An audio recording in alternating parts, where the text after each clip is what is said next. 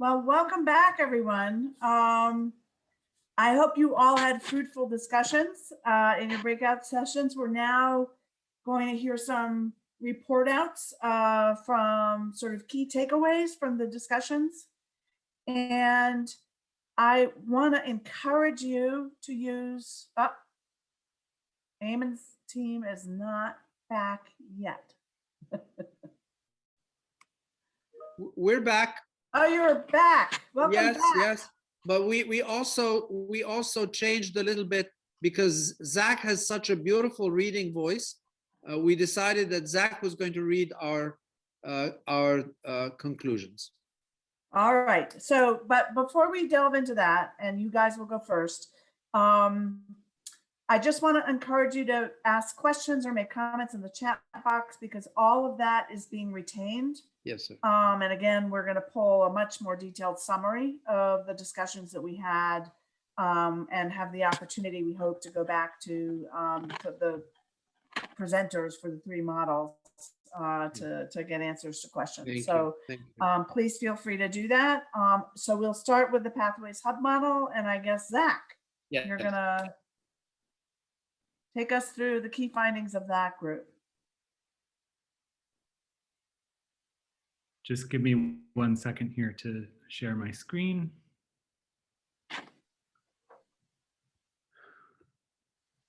So we had a really wonderful and robust conversation with a lot of different really insightful questions and a lot of great discussion about community health worker workforce considerations, which the model is really focused on.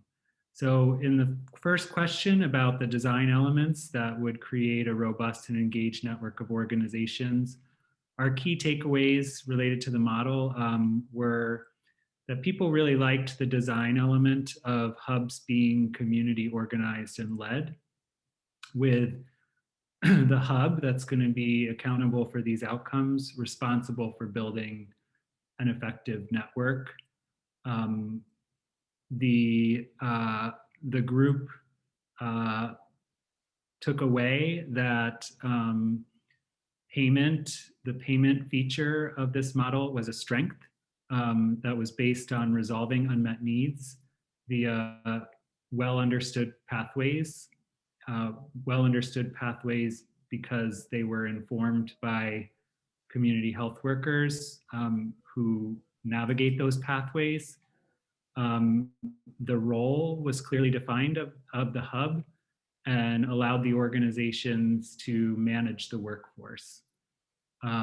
What was seen as a successful approaches is that the model acknowledges differences in time and effort required for different pathways, that there are clearly defined outcomes and definitions of success, that incentives are big for difficult achievements, and that the model enables participation of small community-based organizations. It's not a high threshold to be a part of this hub like it might be to contract with a managed care company directly or a health system directly.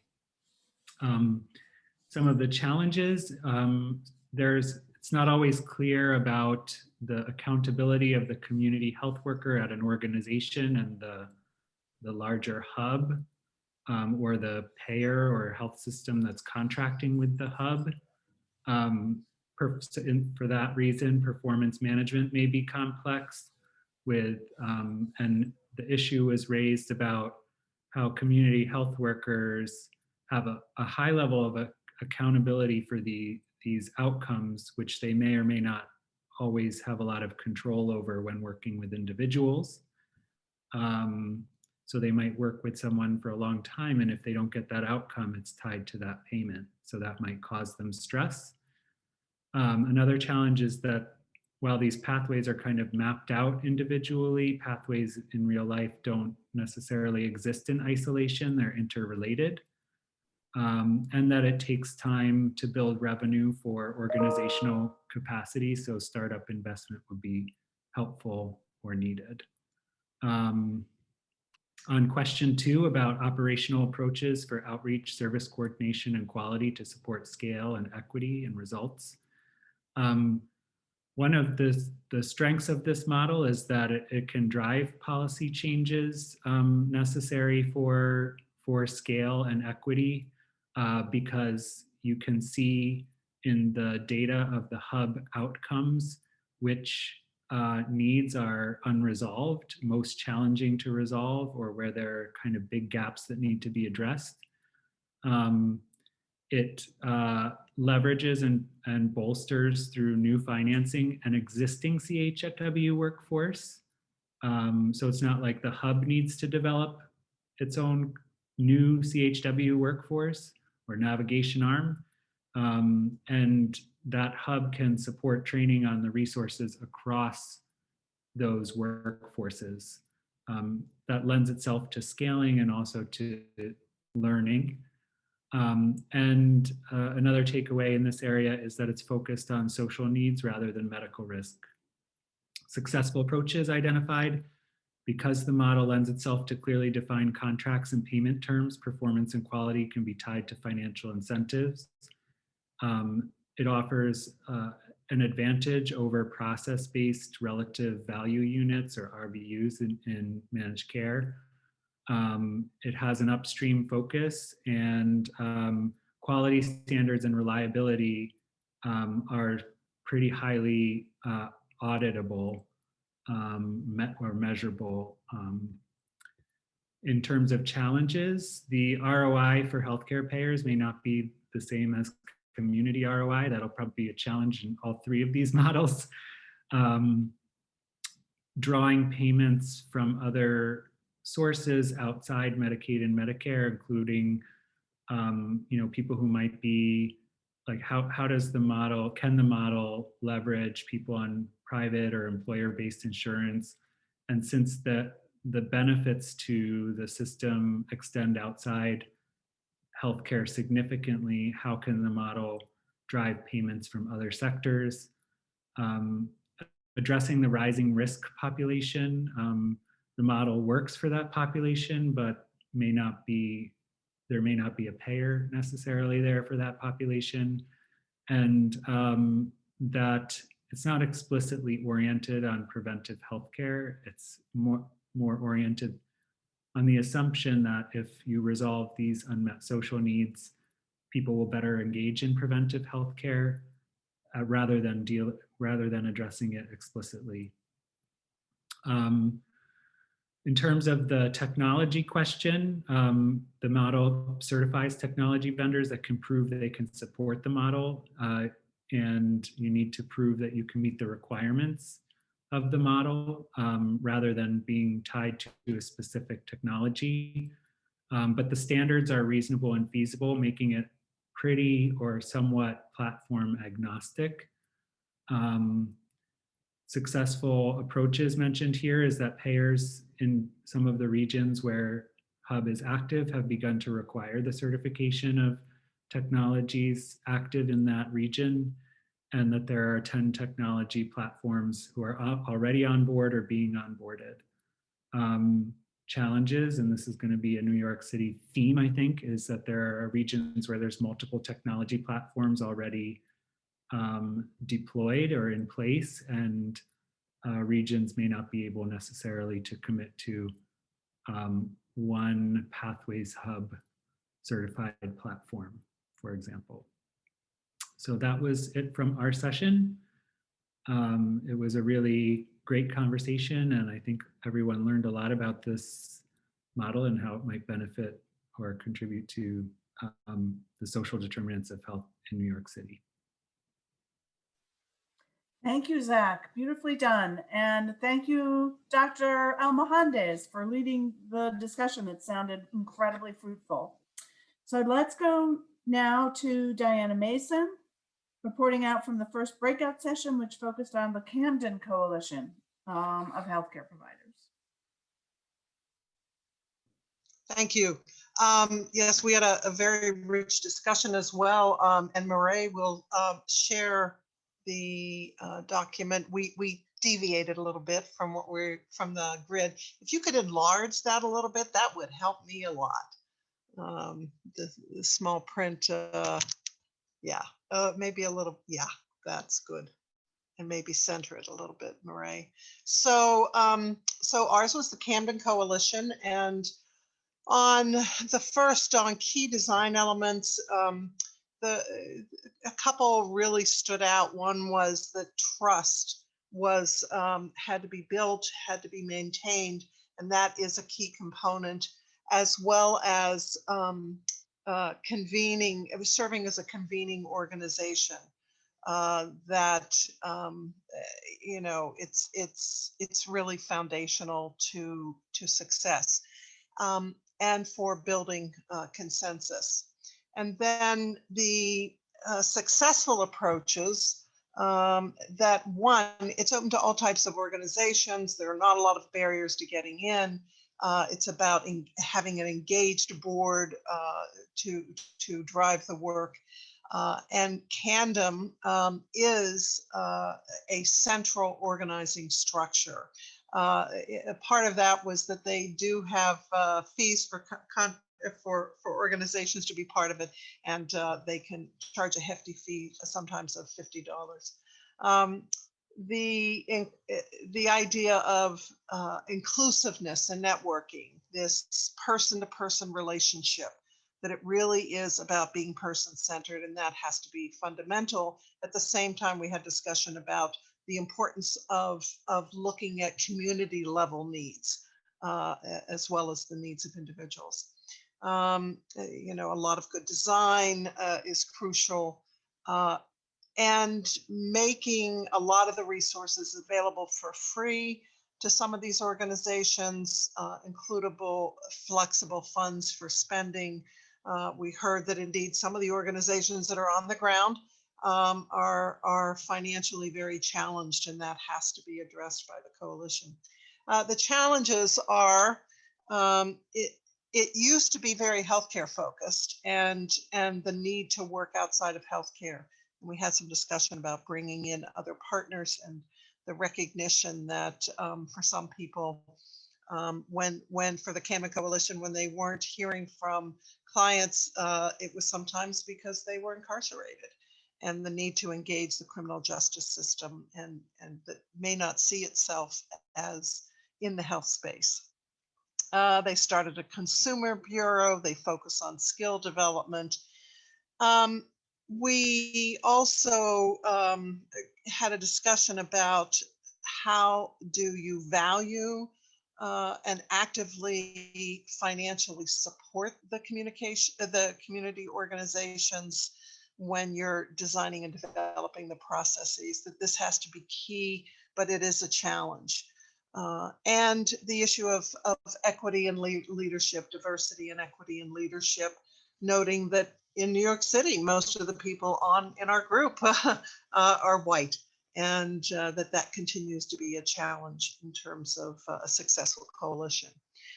The second question on operational approaches, the key takeaways is it really is about engaging with the community and the clients' representation and organizations.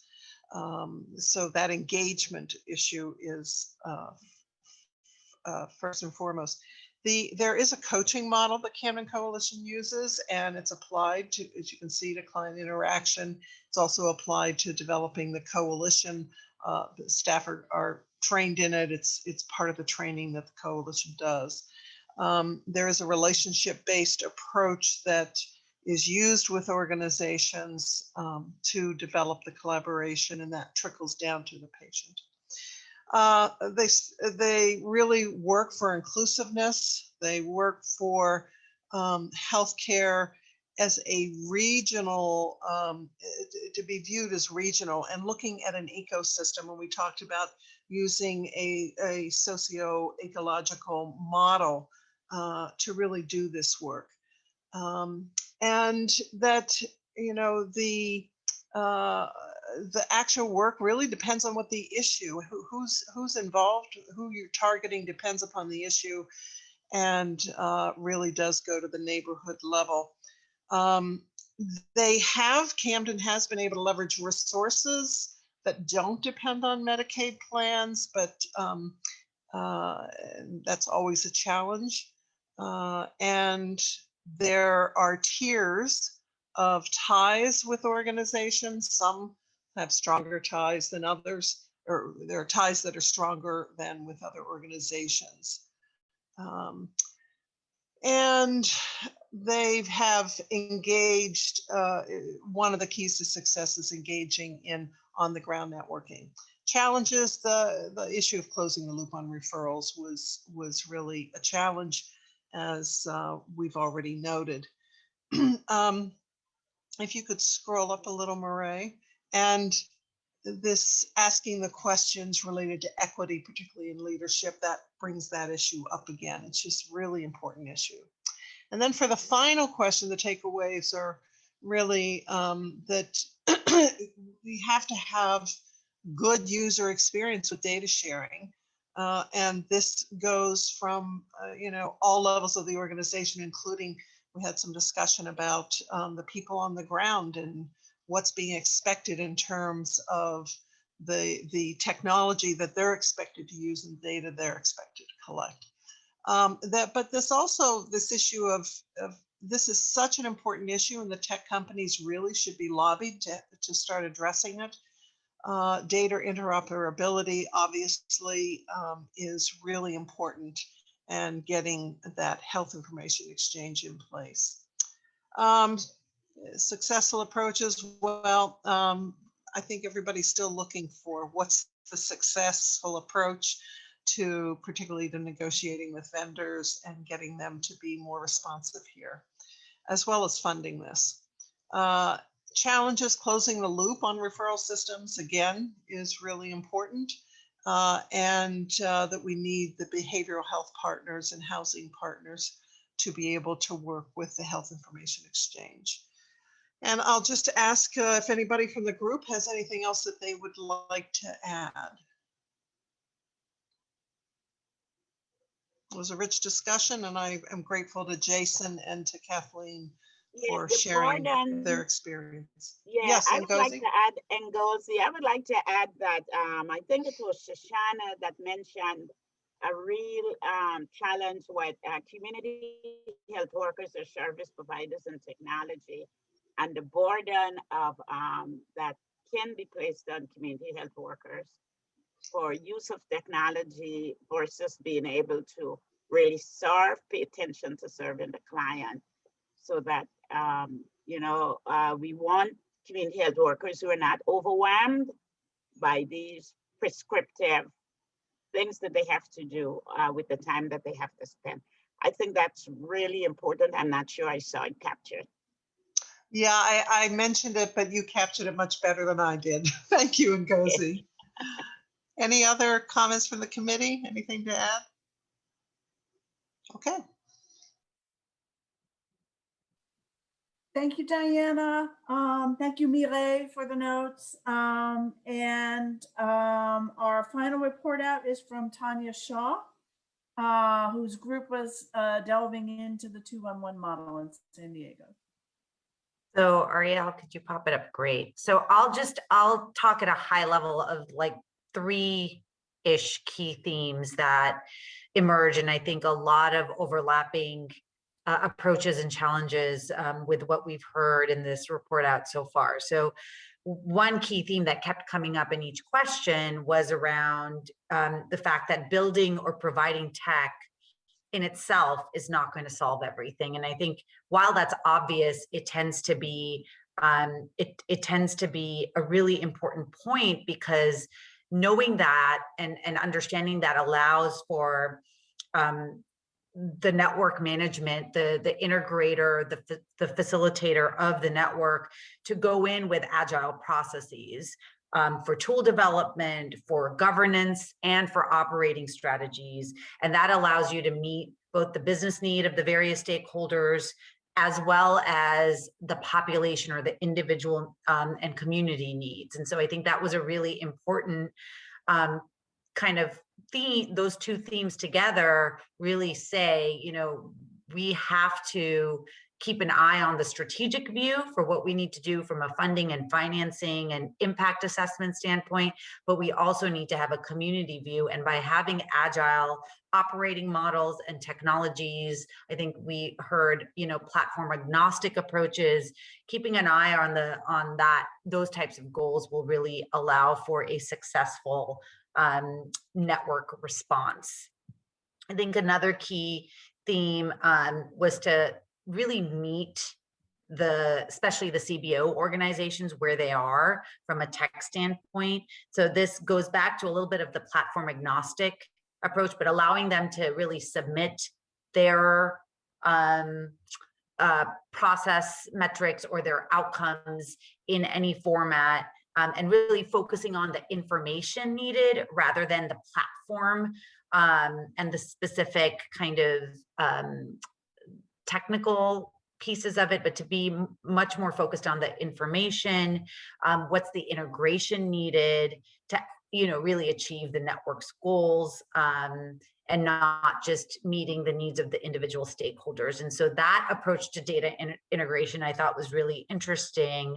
And I think, Karis was really transparent in the overall, it's both a challenge and an opportunity, which is learning as you go, not necessarily having a plan to solve every issue that comes up in network development out of the gates, but being flexible enough, learning as you go, and including community voices at a deeper level as you evolve as a network, hearing what are some of the technical challenges or the organizational issues that need to be solved, designing your approach to be flexible with where the network is at. So if you only need, I think this was on an earlier point, Ariel, if you only need one person to really outreach to organizations, yes, it's right here, having one staff member dedicated to outreach to new organizations to bring them into the network,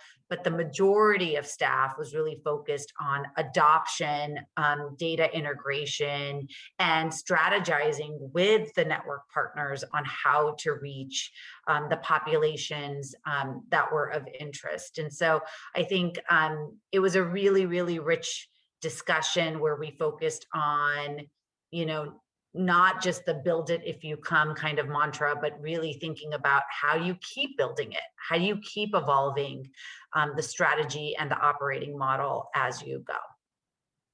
Anybody have anything else to add from our deep dive discussion group?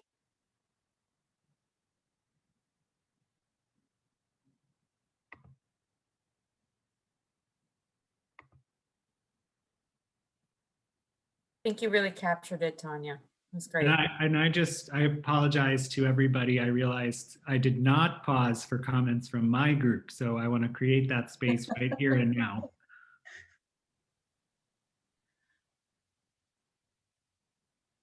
Mention briefly that the model, the hub model does look at medical risks, especially as they relate to care coordination and behavioral health, and connect people to medical and behavioral health care as some of the pathways, and then that the pathways are designed for a person to be on multiple pathways or to recognize those interconnected risks. But I thought your summary was tremendous, especially with that short of time. That was a great session. Thank you. Mark, I will update the sheet based on that feedback and comment. So it sounds like all three groups really did have a rich, robust discussion of the models. And I want to thank the moderators and the note takers for guiding us through this rich process on time. We have covered a lot of ground today. I want to make an attempt just in time to do a little bit of summary of summaries takeaway. Sort of what I see as themes in all three was there has to be a really strong community focus and a community voice. in the way the coalition is set up and governed. And all three have that differently, but all three have that. And I think that's essential. There are also, while there are variations in the convening role across all three models, there are also sort of really strong commonalities around the reach out and relationship development to build the network, and in the way that that gets managed, and a responsibility for building the sort of payer relationships and fundraising to come in and be able to support the work of the networks. I was encouraged to hear from several of them that the level of engagement of the network partners varies from very robust to less so, some of which has to do with the frequency with which the services are needed, but some of it just has to do with level of engagement, but that's okay. And that can evolve over time, but there's not a one size fits all in the role that a network partner has when they come in. There were a couple of things about funding. Very excited to hear from the hub model, the kind of payment model that they've established with hospitals and payers, which is very performance-based in terms of meeting unmet needs, and a very good algorithm for determining the specific payments, service-specific payments based on service-specific pathways, but also hearing from all of the models that there is a big need for, there needs to be startup support. You're not going to get it funded. It's, you know, it's not going to get built without startup support, and that there's an ongoing need for creative funding, flexible funding, to be able to keep partners engaged and fund services that are not otherwise fundable and may actually sit far afield from healthcare or health. So those were two sort of funding key takeaways that I had.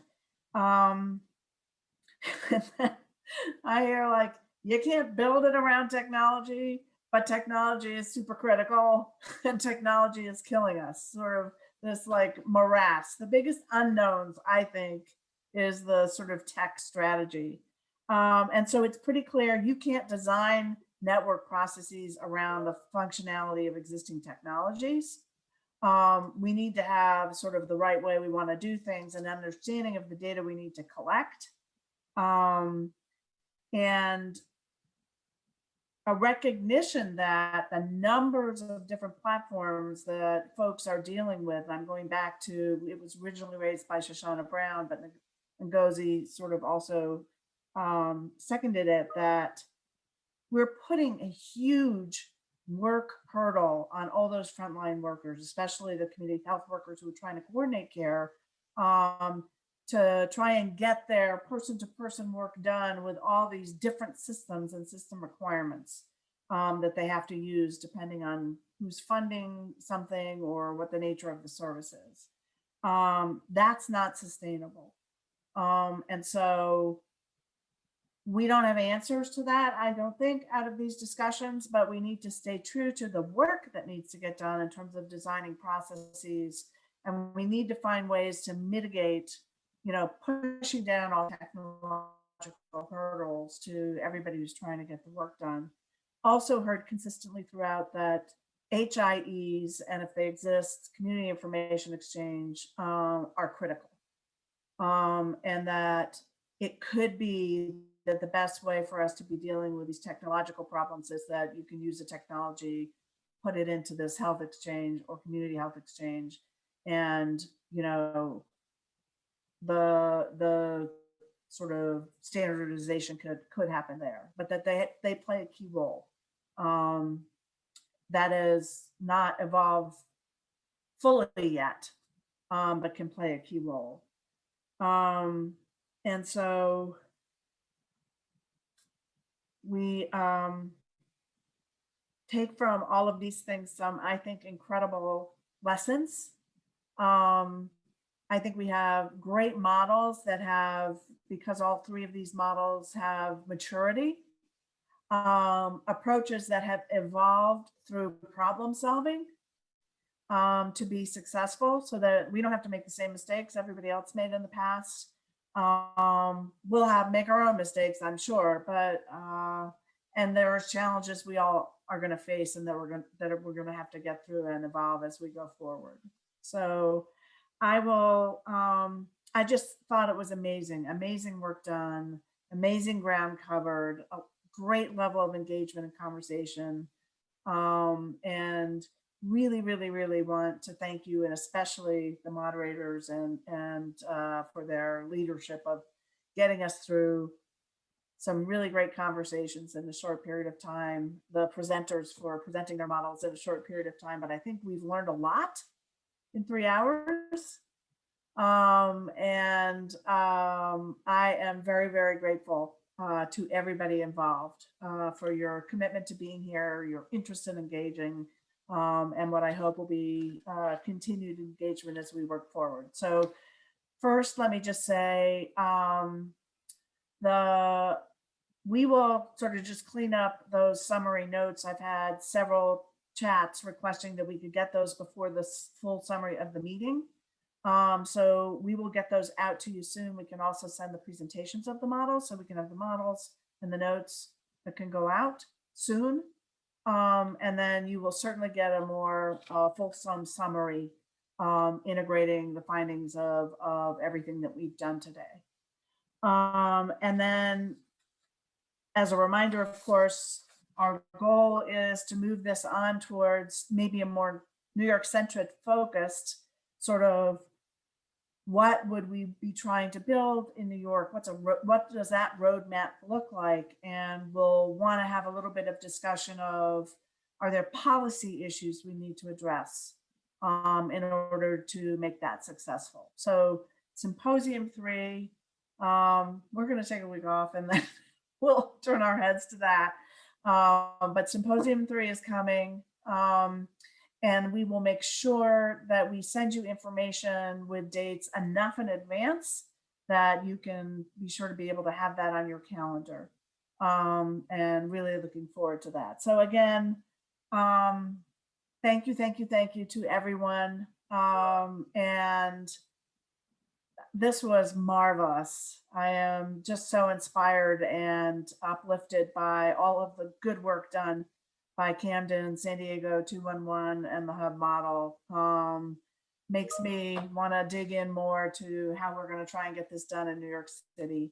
So appreciate all the efforts and time and attention and energy that you've all contributed. And we not only made it in time, we finished without using our contingency 15 minutes. So we're giving you back 15 minutes of a Friday. So stay safe, get vaccinated, enjoy as we're coming into the summer. Thank you so much. Thank you. Yes, thank you. Bless you all. Thank you. Thank you. Hi, everyone. Have a good Great night. work. Weekend.